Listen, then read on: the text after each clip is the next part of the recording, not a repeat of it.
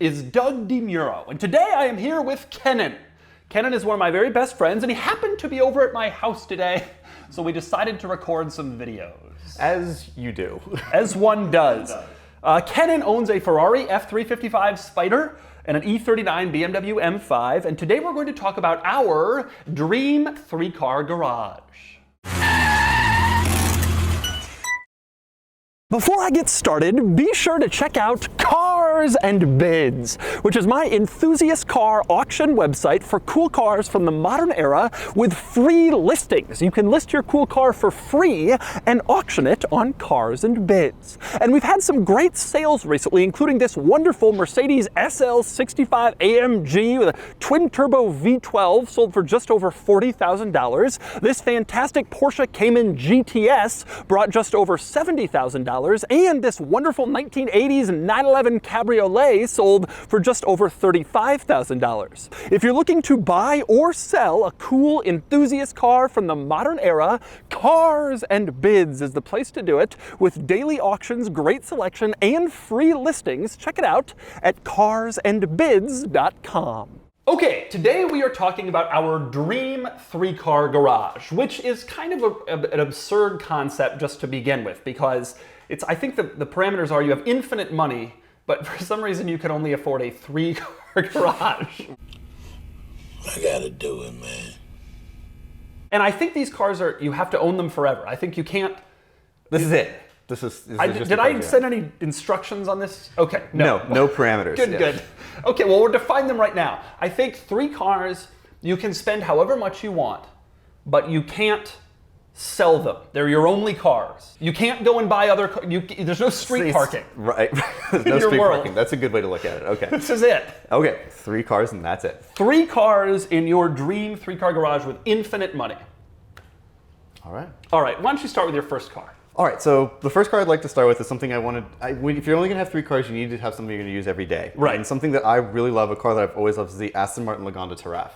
It's an insane car, but I think that it's one of the most beautiful four-door cars ever made. You're gonna start with the Lagonda Taraf. That's your daily. That's my daily, that's right. In this situation, that is my daily. All right, where is this gonna go from here? What are the other two?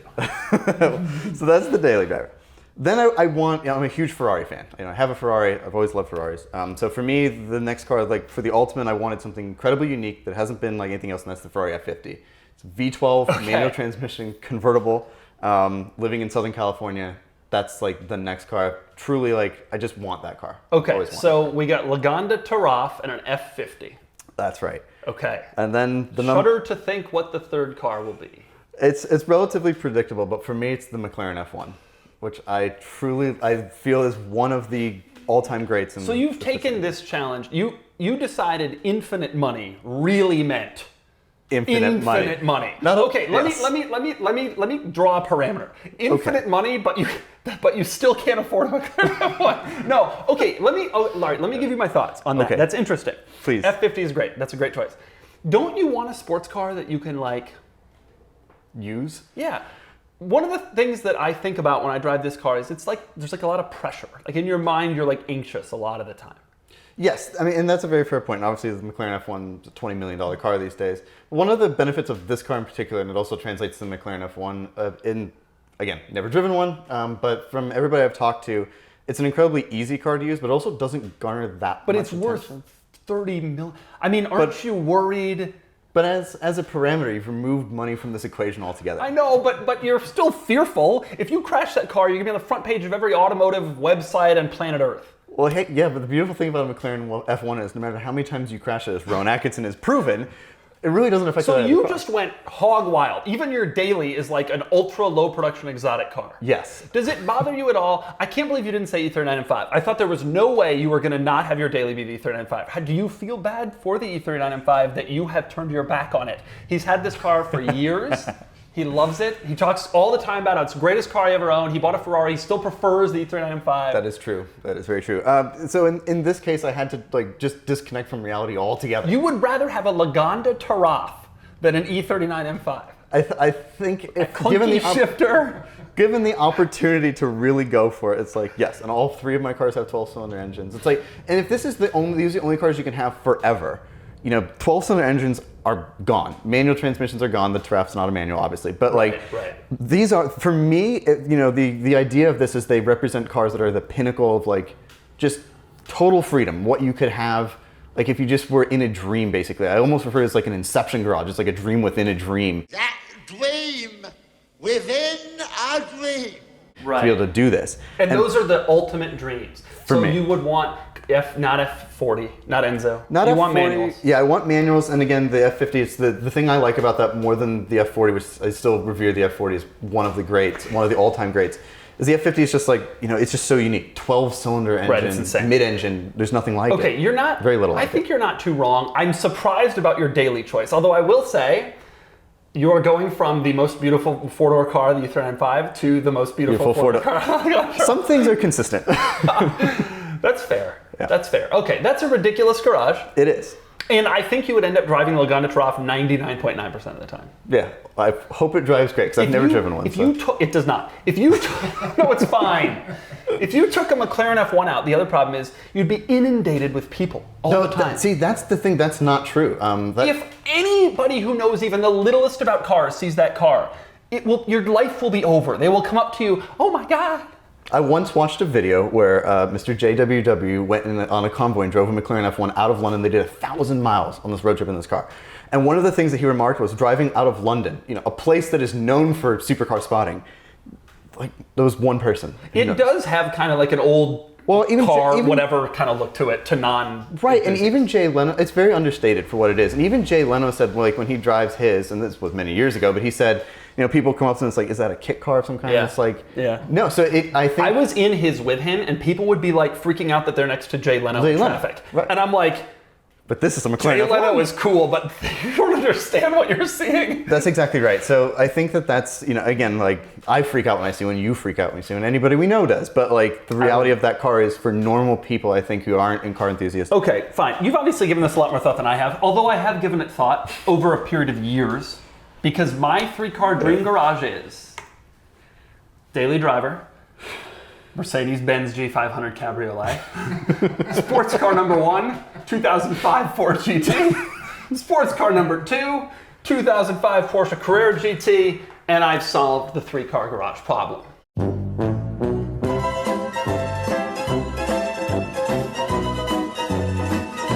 You've been in a position to actually go out and achieve some of these cars, but like truly money no object, that's where you draw the line, is like the G-Cab I think is not realistic. Right. I love that car, but long trips it gets tiresome. It's heavy, it's loud. Oh, yes, I'm very familiar with how loud the top is when you're on the highway. Right. And it's a car from it's too old. It's all too right, old. Fine. But I guess then a new G-Wagon.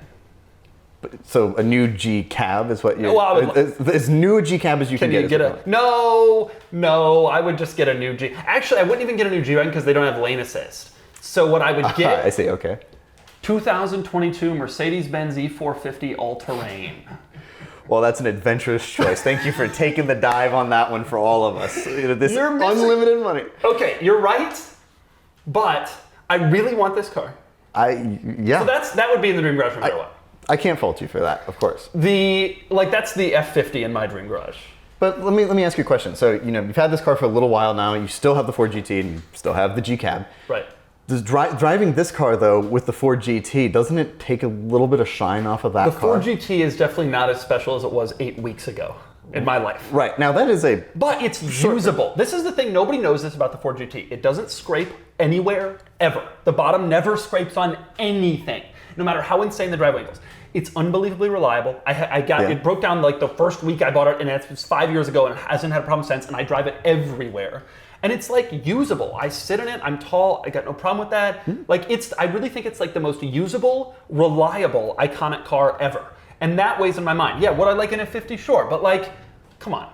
That's an F1 powertrain. We know how expensive they are to operate. Again, you have to remove costs from this consideration. But like, okay, either way, I still have to take it to a Ferrari of God knows where, who will work on an F50, right? And they'll have to spend 7 years with it, tearing it apart, trying to fix whatever breaks. There is that famous story of that one where they had to remove the engine, send it to Italy it was gone forever. That is true. That's the problem, because money is no object, but in my scenario that I am now evolving, annoyance is still real. Yes, that I can absolutely comprehend. But I mean, you know, it's not that these cars aren't annoying too. It's No, like, you know, but this car and the Ford GT, the reason I've always liked buying cars, supercars, I've bought two, from automakers who make normal cars, is that they like test them and they work, and they're like, yes, this car is very expensive to own, but if you keep on top of maintenance, you don't really often run into like weird repairs, and that's true with the Ford GT also. And I just want the cars to be usable. And I worry when your Ford GT McLaren, or in your F50 McLaren F1 garage, you're gonna wake up and be like, I do not want to drive an F50 today. It is rough and it is carbon, and you hear and feel everything, and you can't put a roof on that car. It's raining today. Yes, in my previous job, I worked at an exotic car dealership, and I actually have taken a roof on and off of an F50 before. And it is a 3-person job and takes a long time. That is very true. Right. But it's the ultimate. Like, for me as a Ferrari fan, like, that was peak. Like, that was the peak. You're right. I agree to an extent. And also, for the reasons you touched on, I think in comparison to the other cars, like the McLaren F1 is amazing. It's designed to be a usable car. That was its design brief, was to be the ultimate road car. Right. And so it is usable. You can put luggage in it. Right. And like, so there are uses to it. Can I put skis in it? Well, no. But I live in San Diego. I'm not really going skiing necessarily. Right. So it's like, but there are, in terms of maintenance, like, you know, that is another maintenance intensive car. You have to send it to Philadelphia for service because there's one guy who works on it. That's true. And the Aston Martin, that's like, God only really knows. You can only imagine. But as I've proven already, I am a maintenance masochist. I have a 355 and an E39 M5. So do you have a rational, you said you prepared a rational 3-car dream garage too. Like in a world that it might actually happen, not like I'm gonna get a McLaren F1 as one of my 3. Yes. Because let's take this hypothetical and make it even more ridiculous. Now it's a hypothetical, but you don't even have infinite money in a hypothetical. Right, and these are cars like you said that I'm more realistically going to use as I normally do. What do you got if you had, I don't know, what is your number? You've already, so yeah, I chose 3 again to keep it consistent. But what dollar amount? Oh, what dollar amount? What are they at? For all 3 total? Yeah, what are they total to? About 200,000. $200,000 total? For all 3, yeah. Oh wow, this is okay. All right, what do you got? Well, I like attainable cars. So, to your point, the E39 M5 makes this list. Right. I still do feel that is my favorite car without question. It just does a lot of wonderful things, and I really love it. Favorite car without question, but didn't put it in the original 3-car dream garage. Yes, I apologize to the E39 M5. Okay, but all right. What are the sports cars? That was so that's very predictable for me. Yeah. Then Ferrari 550 Maranello, which again is similar to the E39 in a lot of ways in that it's designed to be used a lot, manual transmission, but it adds the Ferrari flair, and you get the click with the shifter. And I think the 550 is one of the best looking cars from Ferrari, especially from that era.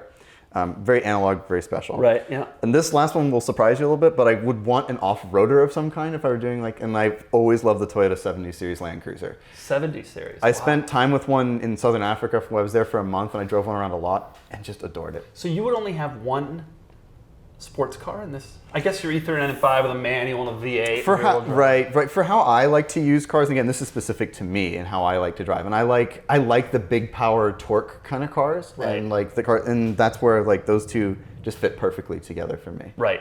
Interesting. I think that's reasonable. Don't you think you'd get tired of driving a 70 Series around? Yeah, but lumbering, slow. Yeah, but the whole point of that car is that can take me to places the other two truly cannot. Those two can get me pretty much anywhere, but I can't go off-road in California and see a lot of the beautiful nature we have here. And I do want something like that. So you can go anywhere in one, you can kind of have a practical car in the other, and in the third you have a sports car. Sports car, but also Grand Tour. It's a good blend of the two. I noticed that your F355 does not make the list. Right, so Any reasons? Well, yes, there are numerous reasons. But like you, I have chased some of these cars, and the 355 has been my dream car since I was 10. And as I've gone after this car, and now I own it, the reality of owning it is different than I was expecting. In what way? There are a couple different ways. So for one, the way it drives has some surprises, some positive, some negative. Let's just skip ahead. Where is the car currently? The car is currently in the shop, where all 355s end up for some extended period of time. And I don't know when it's coming back, to be clear, which is also part of owning. And how long have you had it? I've had it since January, so now it's about 2 months. And how long has it been in the shop during this? How many shop visits has it had? So it's had 2 shop visits. Now, admittedly, I have done 800 miles in that time. In the time that I've driven. So I've driven it a lot. You were able to get 800 miles out of the car. Which is a lot. I mean, there are a lot of 355s that aren't driven that in a year or 2 years. So that is a lot. Because they're in the shop. Because they're in the shop. You come to my shop. Luigi take a good care of you. Do you think the 550 is going to be more The 550 is known for being more reliable. It's more serviceable, that's for sure. The engine doesn't come out. It has less problems than the 355 does, but it's a very different car. Like they are so the 355 delivers the essence of the Ferrari experience. Great sound, amazing looks. But the 550 is just a little bit more solid. It was designed to be more usable. Right. And it was actually designed to go against the reputation the 355 and earlier Ferraris had made for the company. Because it replaced the Testarossa cars, and it was a totally different feel. Absolutely. It was more like buttoned down Right. adult car than the Testarossa. Well, Luca de Montezemolo wanted the customers to be able to use this car. Yeah. And, as others have said, like, it's an incredibly usable car. Yeah. Okay, that's a fairly reasonable three-car garage. You're only going to be ever driving the 70 series. The 550. Well, that's not true. I drive the M5 a lot, so as it is. Yeah, it hasn't had that many issues. No, although the way we met was it did break down, and that was how you remembered me. So, so again, it hasn't, but not in a very long time. That car has been very reliable for me. Very reliable. Okay, fine. So what about you? I only prepared one dream three-car garage, and it's the three cars that I you have. own. And that's not going to sound very inventive, but like I've dreamed, and here we are. And you've lived. Do you have any? What about an NSX? I think that would be cool. I wish this was a four-car garage. I wish I created the parameters. I wish that I created a four-car garage parameter. Oh, wow. What last car would you add to your multi-zillion-dollar dream garage? Do you have an idea? I really don't. That is a hard one. Well, maybe slide an E39 M5 in there, I guess. But I truly don't like it. But it was hard to distill just down to those three because it's really hard to detach yourself. I know. From Well, money. now I've given you another one. I know it's very hard to add another one to that list. Honestly, it would probably be something like. I don't know. It would probably be like a 200 series Land Cruiser, honestly. Really? I've given you one more money is no object because, car. as you've made the point, like I need something. If you're going to give me a fourth, I would want something that can When get me would you everywhere. ever drive the Lagonda Taraf then?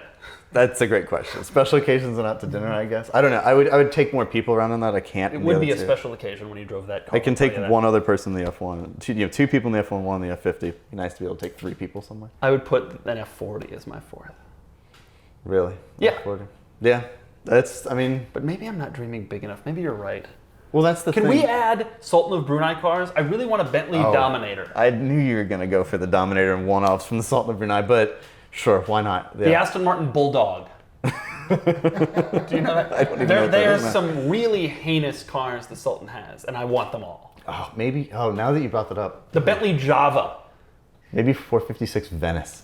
456 Venice is not stupid. That's a great... Screw the Lagonda Taraf. Yeah, maybe I should have swapped that in there. Can you get a 456 Venice? How many they made? A few. Some of them are out. Some There's of a guy them- in California who's got one. Some of them are out there, yeah. I have no idea what they transact for. I'm sure it's ludicrous because there are so few. And it's Wait, so I weird. want to change... Can we have the same cars? I want to change my G Cab to a 456 Venice. Wow, really? No, you don't. I don't really want all old... I want something with self-driving, or Yeah. like driver assist, I'm told to call And it. 456 is an aged car these days. And notably, not a particularly reliable Ferrari also. Right, but money is no object as you... That's right. Well, but it would be your time and daily. convenience. So It would be your daily. So you don't really need it to break down all the time. yeah, that would be nice. Maybe an Acura SLX. Maybe a Hyundai Veracruz. Okay, those are our dream three-car garages. Thank you for watching, everyone. Kennan, A pleasure. we're going to now come to you with another video next week. We'll film it completely differently. We're going to be wearing different clothes. We did not film these back to back. Goodbye!